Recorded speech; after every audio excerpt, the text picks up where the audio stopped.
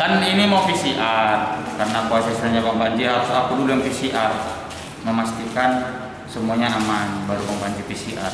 Gitu. Enggak juga sih, emang dapat jatah aja.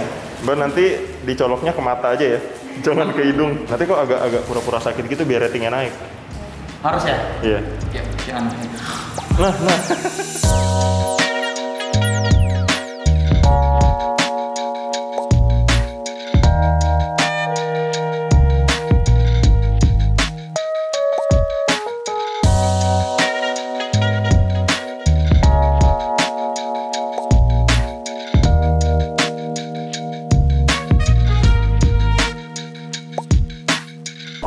Selamat datang di episode ke-20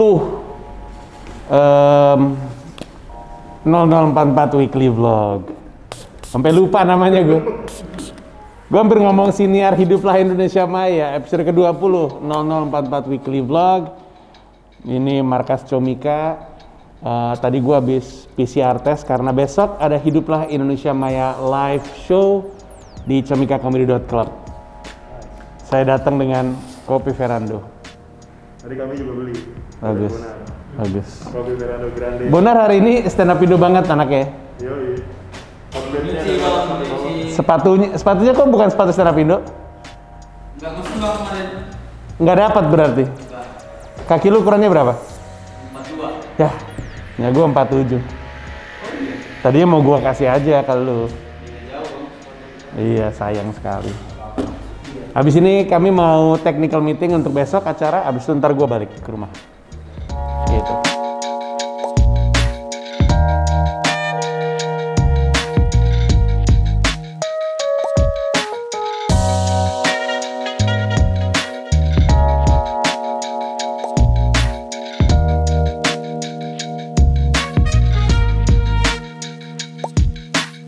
Yang episode dong tuh gimana maksudnya? Gimana apanya? Menyenangkan sih ngelihat ngelihat reaksi orang terhadap Upil. Itu yang emang diharapkan. Nanti satu persatu akan memperkenalkan yang lain. Martia salah satunya, Toro juga waktu itu udah mulai. Mungkin akan ada yang lebih in-depth lagi. Mungkin yang lain juga. Agus ditanya-tanya, Kuku ditanya-tanya. Karena emang tujuannya adalah untuk ngasih tahu bahwa ya Comika tuh isinya bukan cuma gua doang gitu. Nah, tapi selain memperkenalkan mereka, salah satu efeknya, bukan tujuan tapi dampak ya, efek dari memperkenalkan mereka kepada publik adalah sekarang lebih terasa punya tanggung jawab sama publik orang-orang ini. Tadinya kan mereka cuma bertanggung jawab sama gue, sekarang publik tahu loh kalau Upil direkturnya, jadi kalau misalnya ada apa-apa, Upil yang ditanya.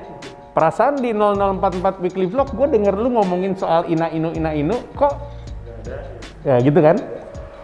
Nah, itu salah satunya, jadi ada tekanan juga yang datang dari dikenal sama publik gitu. Tapi itu bagus menurut gue, karena kita jadi lebih bertanggung jawab sama stakeholder, yaitu orang yang jadi penikmatnya Comika gitu. Kemarin ngobrol sama Martia. Di ngobrol sama Martia, walaupun singkat sebenarnya, cuma volumenya berasa ketika dia ngomongin operasional Comika. Betapa dia tuh pengen semuanya rapi dulu supaya nanti berdampak ke apa yang diperlihatkan kepada publik. Nah, apa yang Mas Panji fasilitasi untuk Martia demi menciptakan sirkulasi kerja yang rapi? Salah satunya meeting kemarin itu. Meeting kemarin itu kan sebenarnya adalah cara gue untuk ngingetin lagi sama semua orang, terutama yang akan memimpin ini di depan nanti, bahwa di Comika tuh mainnya tuh bolanya datang dari belakang. Bolanya tuh nggak di umpan lambung. Kalau misalnya lu dengerin pembicaraannya waktu itu, gue bilang bahwa sepak bola modern tuh udah nggak ada lagi tuh kiper nendang bola ke tengah gitu. Kalau dulu tujuannya adalah supaya secepat mungkin ada di dan gawang lawan dan secepat mungkin sejauh mungkin dari gawang sendiri. Tapi itu kan jadinya 50-50. Iya kalau jatuhnya di temen.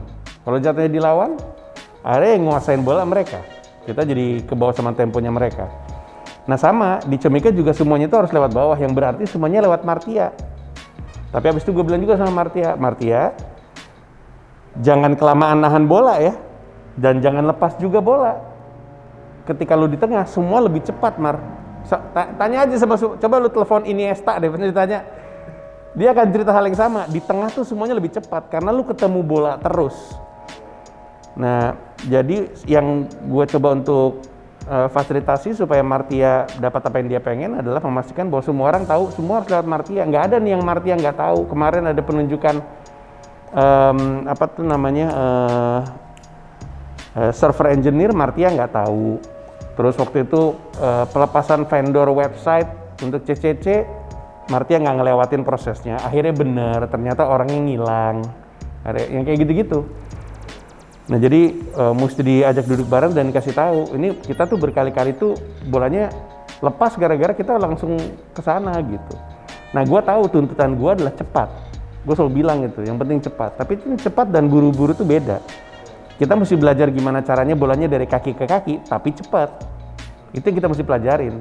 Kalau lu nggak bisa, solusinya bukan ngebuang bola jauh ke depan. Solusinya tetap berproses gitu. Nah ini semuanya emang lagi dalam kurva pembelajaran kan. Ben relatif baru, Martia di jabatan baru, banyak yang baru di kantor. Jadi ya Agus saja baru. Jadi ya semuanya lagi berproses gitu.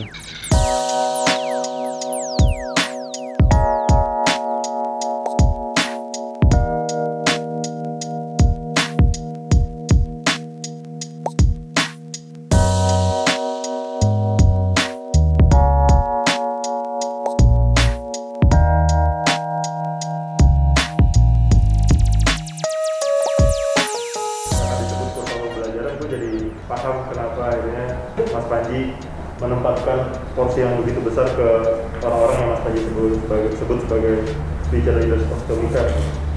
Mungkin bahasanya Mas Panji punya ekspektasi mereka bisa nge-lead, punya jiwa leadership setelah ditunjuk atau diberi kesempatan untuk memegang tanggung jawab yang lebih besar gitu. Dari situ sih gue sebenarnya nangkep sih maksudnya Mas Panji untuk mereka bisa bertumbuh gitu.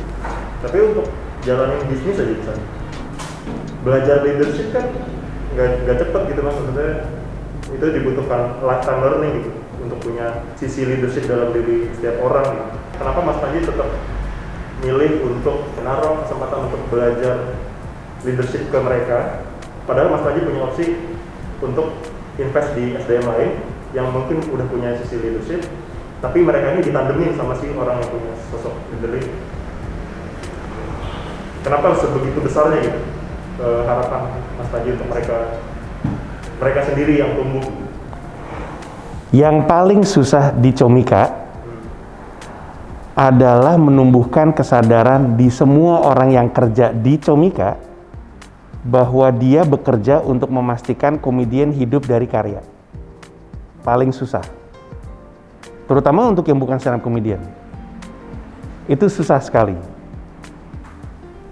Sehingga pilihannya lebih baik kalau gua ngasih kesempatan sama orang yang lebih lama karena dia lebih lama hidup dalam DNA kita.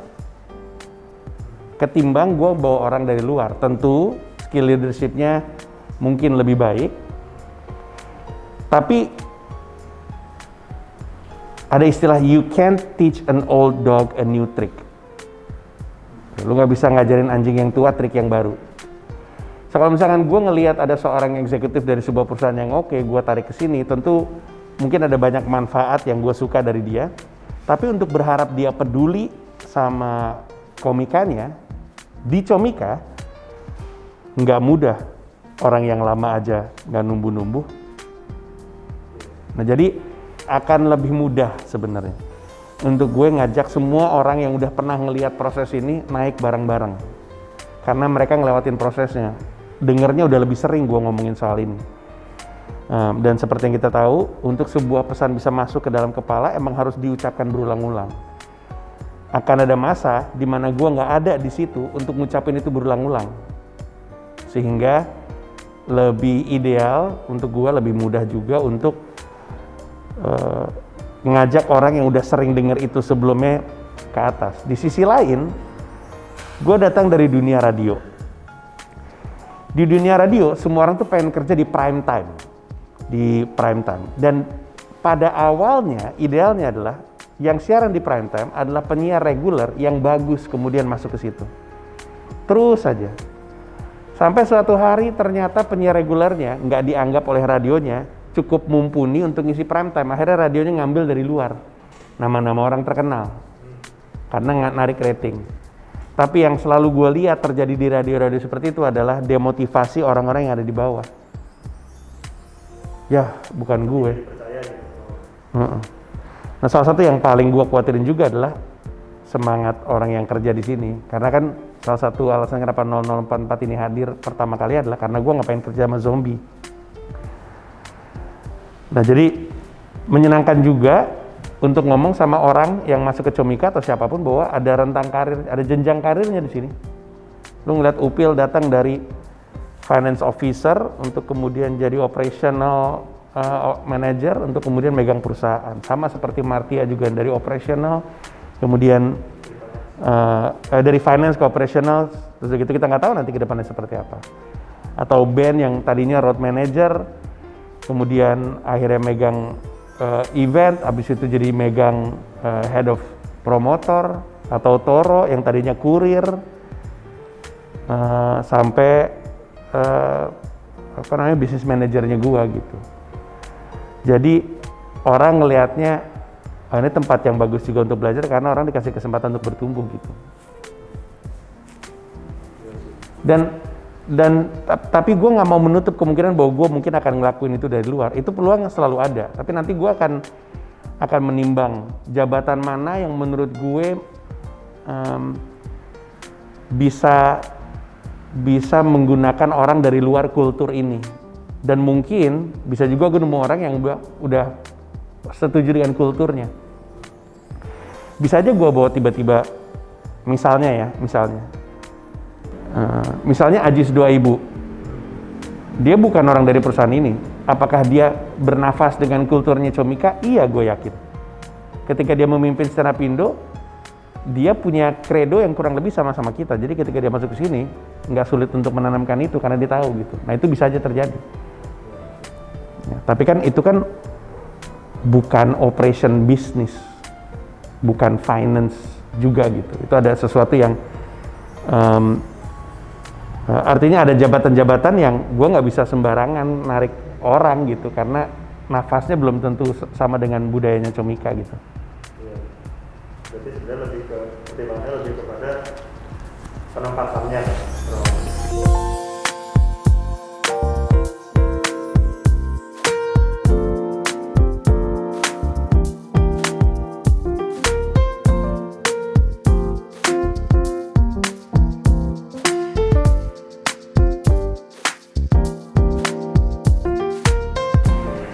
Jadinya bukannya jadi rada kontraintuitif kali ya sebutannya, karena pada pelaksanaannya Mas Panji nunggu mereka tumbuh untuk bisa punya sisi leadership, tapi di satu sisi Mas Panji juga expect akan pace-nya yang lebih cepat gitu. Beda gitu ya, maksudnya itu gimana? Ya tinggal harus ya? Tinggal tempat tinggal. Ya sekarang urusannya itu adalah seberapa cepat dia beradaptasi. Habis kalau mau nyari yang ideal nggak ada. Ada kayaknya. Nah, apa? Ya orang yang mungkin emang lebih lama di Comika. Bidangnya, maksudnya bukan Comika, bukan hanya Comika, tapi mungkin sama-sama di industri komedi, tapi ya kayak Ajis 2000 tadi misalnya. Iya, tapi kan Ajis nggak bisa megang finance. Untuk megang perusahaan kan nggak cuma harus bisa finance gitu. Iya betul. Ngajarin Ajis finance lebih mudah dibanding ngajarin. Hati-hati, yakin. Enggak juga sih. Ya. Iya kan? Ya lo tuh maksud harus gue tahu. Iya, tapi maksud gue nggak ada pilihan yang sempurna itu adalah karena bahkan ketika lu narik orang dari luar akan ada resiko yang sama gitu. Kalau misalkan ngangkat dari bawah resikonya adalah speed, ngangkat dari luar resikonya adalah kultur. Nah, di antara speed dan kultur mana yang pakai? Sama pentingnya. Ini masalah prioritas pemimpinnya aja maunya kayak gimana. Ya saat ini berarti ngikutin prioritas dari Gua. perusahaan Mas Panji gitu kan. Cuma kan kata Mas Panji tadi akan ada masanya Mas Panji nggak akan Betul. di sini gitu. Iya. Dan keputusannya jadi keputusan siapapun yang memimpin. Dan nggak ada masalah ketika gue udah nggak memimpin perusahaan ini dan berarti gue jatuhnya adalah pemegang saham, buat gue sih tanggung jawabnya sekarang adalah numbuh nggak nih saham gue gitu. Itu aja, sisanya sih terserah. Jatuhnya kayak, persis, jatuhnya kayak Steve Jobs. Apple dia yang mulai, lalu dia narik John Sculley dari luar. John Sculley ini bukan dari orang tech, bukan inovator, dia kerja di Pepsi sebelumnya. Tapi dia udah megang perusahaan gede, dan Steve Jobs bilang Apple ini secara valuasi perusahaan akan nyampe ke sana, harus dipimpin sama orang yang ngerti. Persis kan kurang lebihnya, kapasitasnya udah mumpuni. John Sculley masuk, dia bukan orang inovasi, dia nggak tahu bahwa inovasi butuh anggaran gitu. Dan ketika John Sculley masuk, Steve Jobs bilang, udah deh gue fokus di inovasi aja, gue di R&D. Dia bahkan nggak ngelepas, dia kerja tapi R&D. John Sculley jalanin perusahaan. John Sculley ngerasa arahan perusahaannya salah. Dia ngerasa Steve Jobs salah satu alasan kenapa ngerugi terus. Akhirnya Steve Jobsnya dipecat. Karena John Sculley prediksi gua, kulturnya adalah retail. Jual item, jual produk. Steve Jobs datang dari latar belakang, gua nih orang pertama kali yang bikin komputer, fontsnya bisa diganti-ganti loh. Gue ini orang pertama kali yang bikin komputer ada mouse. Gue orang pertama yang bikin komputer menyapa halo. Saking gue pengen personal sekali. Itu semua kan datang dengan waktu, dengan biaya. Kulturnya beda. Setelah akhirnya John Sculley ternyata gagal, terus ganti 3-4 direktur lain. Akhirnya Apple beli Next yang dibikin sama Steve Jobs. Steve Jobs masuk perusahaan, Steve Jobs naik lagi sebagai CEO. Setelah itu, sekarang penggantinya Steve Jobs adalah orang yang tadinya megang operation, Tim Cook. Tim Cook tuh adalah head of operations Apple. Nah jadi mungkin permasalahannya sama. Steve Jobs punya pilihan, gue mau ngambil orang kapasitasnya dari luar, tapi kemudian gue akhirnya kemarin tahu beda kultur tuh ternyata beda pengaruhnya sama keputusannya, atau gue mencoba untuk ngebangun orang yang bareng sama gue dari lama. Tim Cook itu kan udah ikutan presentasi Apple Day dari kapan tahu. Pengguna Apple dan jurnalis yang sering liput Apple tahu Tim Cook siapa, walaupun konsumen gak ada yang tahu gitu. Nah itu mungkin kurang lebihnya yang terjadi sekarang. Kalau misalnya lu tanya sama gue saat ini, gue lebih baik nyari Tim Cook. Nah, tapi nanti ketika penggantinya, gue nemu orang untuk gantiin gue dan dia jalanin perusahaan, mungkin dia memutuskan hal yang berbeda, dan gue harus menghormati keputusannya dia, karena sekarang perusahaan dia yang mimpin.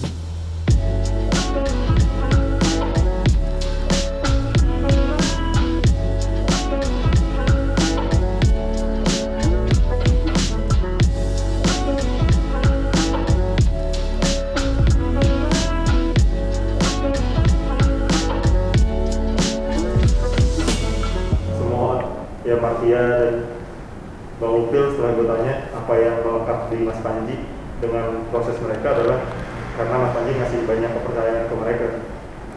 Kepercayaan tuh juga salah satu alasan kenapa gue lebih memilih ngebangun orang-orang yang lama untuk kelak jadi future leaders. Karena karena bisnis kita bergantung dengan supplier. Suppliernya itu Komika. Ada alasan kenapa kehadiran Ben itu memudahkan Comika Event, karena Ben udah sama gue dari kapan tahu, komedian tahu dia semua. Kalau ada acara, Ben bisa ngubungin mereka, dan anak-anak ini tahu orang Ben ada dari zaman dulu kok. Sekarang kalau misalkan gue bawa orang luar, nggak usah jauh-jauh deh, Satya aja. Ketika Satya jadi headnya, Satya pun jatuhnya butuh bantuan orang lain, yaitu Dennis, karena Dennis anak komunitas, untuk menghubungi Komika. Balik lagi, pertanyaannya adalah ketika kita punya leaders di sini, supplier kita yaitu komedian, percaya nggak nih sama nih orang? Sama si orang yang berkomunikasi, si leader baru ini. Kan dia jatuhnya krusial. Gue bisa aja narik, misalnya ya kalau gue punya duit, gue narik aja leaders dari Tokopedia gitu, atau Bukalapak, atau Traveloka gitu. Tapi ketika orang ini kemudian ngomong sama stakeholdernya, termasuk di dalamnya adalah Komikanya tuh dengerinnya, lu nyebutnya aja standing comedy, ngerti maksud gue? Ya, lu nyebut kami aja komikus, kan stand up comedian langsung nggak yakin gue. Nah kemarin gue bisa ngomong, penting untuk kita mendapatkan kepercayaan supplier yaitu Komika, karena kita pengen kerja sama supplier terbaik. Kalau misalkan gue adalah restoran steak, gue pengen punya supplier daging terbaik. Yang kalau misalkan gue hubungan yang nggak baik, gue dapatnya supplier daging yang buruk. Ketika bikin restoran, namanya sih restoran steak, dagingnya empal. Ini mah gepuk nyaong. Gitu. Berarti sebenarnya poin gue tadi, kalaupun misalnya narik leaders dari luar, walaupun ditandemin jadinya mubazir. Nggak mubazir, cuman kepercayaan itu dibangun dengan waktu sih. Iya, walaupun tetap, misalnya mungkin dibalik, tetap orang-orang ini yang pegang, yang udah ada ini yang pegang. Tapi sisi manajerialnya yang pegang adalah si orang dari luar ini. Itu gimana? Opsi. Bisa aja. Jadinya kayak gini nih, kayak negara parlementer. Ada kepala negara, ada kepala pemerintahan. Kepala negaranya tuh yang seremonial, kepala pemerintahan yang gerak. Kayak kalau misalnya di Jerman, Angela Merkel tuh adalah kanselirnya, kepala pemerintahan. Tapi Jerman tuh punya presiden, kita aja nggak tahu dia siapa. Orang kerjanya cuma datang pas upacara-upacara doang. Nah, bisa aja kita punya orang lama untuk jadi kepala negara, dan kita punya orang luar sebagai kepala pemerintahan. Tapi lu sendiri emang mau cuma jadi simbolnya doang? Dan emang orang nggak tahu kalau dia simbol doang gitu. Kalau gue lupa di negara mana ya, kadang-kadang kepala pemerintahannya, kepala negaranya itu ganti-ganti untuk mengakomodir berbagai macam kalangan yang ada di negaranya. Jadi kadang-kadang orang dari suku ini yang jadi kepala negara gantian, biar adil gitu. Tapi kepala pemerintahnya tetap yang kompeten. Ya artinya gini, kalau misalkan emang tugasnya nggak seremonial, ya kan jadinya tandem berdua. Tapi harusnya itu dalam rangka yang ini lagi belajar dari yang ini juga lagi belajar dari ini. Ini belajar kulturnya, ini belajar teknikalnya. Mungkin juga. Ya bisa, mungkin juga. Cuman boros sih enggak lah ya. Boros itu kan kalau misalkan lu ngeluarin duit terus nggak balik. Kalau lu ngeluarinnya duitnya gede, baliknya lebih gede, nggak boros. Iya. Kebayang nggak bahwa salah satu bagian yang paling rumit dari jalanin bisnis kan berkaitan dengan apapun yang ada hubungannya sama orang. Nah ya, sekarang bayangin ngurus 2 orang untuk satu jabatan yang sama. Gitu kurang lebihnya. Jadi lebih kompleks, nggak segampang itu. Sebenarnya dari obrolan gue kemarin sama anak-anak, gue tuh ada kemungkinan mau narik orang juga dari luar yang teknikal. Tapi dia akan lebih jadi orang yang ngeliat sebuah project secara teknis ketimbang secara kultur. Mungkin aja, dan mungkin dia nggak maju ke depan, ada dalam rencana tersebut. Jadi kayak badan pengawas gitu nggak sih? Lebih kayak konsultan sih. Konsultan bisnis gitu. Iya.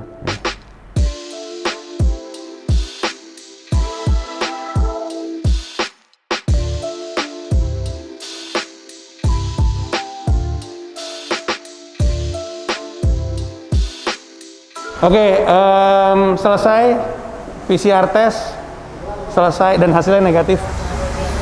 Terus selesai technical meeting, sekarang pulang. Besok ada sejumlah meeting, ada interview juga sama Radio Sonora, tapi semuanya lewat rumah. Habis itu berangkat ke Studio Palapa 9, kalau nggak salah namanya. Standby dari jam 3. Kita ketemu besok. Dah.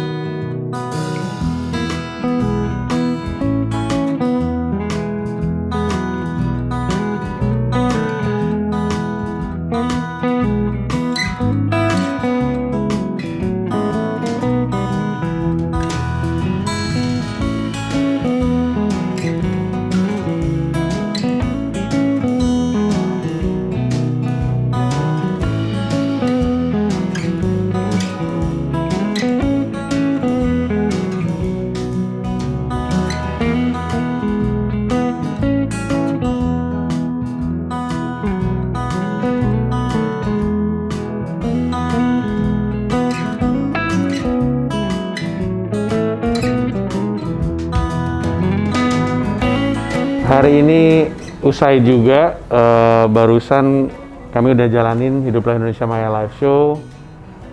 Untuk sesuatu yang harus diakuin serba mepet, tadi oke. Menurut gue aja ketawanya happy, moga-moga yang nonton happy juga. Ada semacam kekecewaan dari beberapa yang nonton, mereka pikir ini sebuah acara di mana kita menyindir politisi, padahal di IG live gue, di YouTube gue, di Instagram gue bahkan gue cerita bahwa ini tuh gue pengen cerita soal acara di zaman dulu untuk ngasih tahu bahwa dulu tuh gila banget kalau bercanda gitu, dan kalau dipikir-pikir kita bisa juga kayak gitu. Nah, tapi banyak juga yang ngerti show-nya seperti apa. Tadi abis acara ada virtual Comika Lounge, jadi gue kayak ada meet and greet sama mereka, terus kita ngobrol-ngobrol, banyak yang senang sama acaranya. Habis itu barusan habis nge-preview episode berapa nih? 19? Episode 19. Episode yang menurut gue salah satu yang pengen banget gue perlihatkan kepada yang nonton, karena gue tuh cenderung punya obsesi sama hal-hal yang gue tidak bisa miliki gitu. Kayak gue tuh di antara Bung Karno sama Bung Hatta tuh gue lebih suka Bung Hatta, karena Bung Karno agak mirip gue dari sisi sepik, ngerti maksud gue, dari sisi motivasi, inspirasi. Tapi Bung Karno tuh dalemannya pemerintahan, Bung Karno yang bikin sistem pemerintahannya, yang dalemannya itu tuh beliau gitu. Yang bikin gue senang sama ketepatan waktu adalah Bung Hatta. Bung Hatta tuh sangat tepat waktu dikenalnya. Dan sama di kantor juga, gue tuh orangnya berantakan banget gitu. Gue tuh sangat sanguin lah gitu, suka lupa dan segala macam ya. Tapi obsesi gue tuh hal-hal yang gue nggak bisa miliki, yaitu kerapihan dan segala macam. Nah, makanya gue pengennya perusahaan ini tuh nggak kayak gue. Justru perusahaan ini punya sesuatu yang nggak bisa gue miliki, yaitu ketaatan, kerapihan, kedisiplinan dalam melakukan sesuatu dengan prosedural yang baik. Bagus tadi kutipannya bahwa semua yang nggak kelihatan tuh harus lebih rapi daripada yang kelihatan. Dan bayangin kalau yang nggak kelihatan aja kita punya obsesi untuk rapi, ya itu akan kelihatan pada akhirnya gitu. Jadi ya moga-moga yang nonton tahu bahwa tim gua adalah orang-orang yang menjadikan Comika seperti sekarang ini. Kalau Comika isi cuman gue, nggak jalan Comika. Orang isi cuman cita-cita dan visi dan misi dan idealisme, yang bikin ini jalan ya orang-orang kayak Marty, ya kayak Lia gitu, kayak anak-anak lain gitu. Itulah kenapa gue pengen perkenalkan orang-orang ini gitu.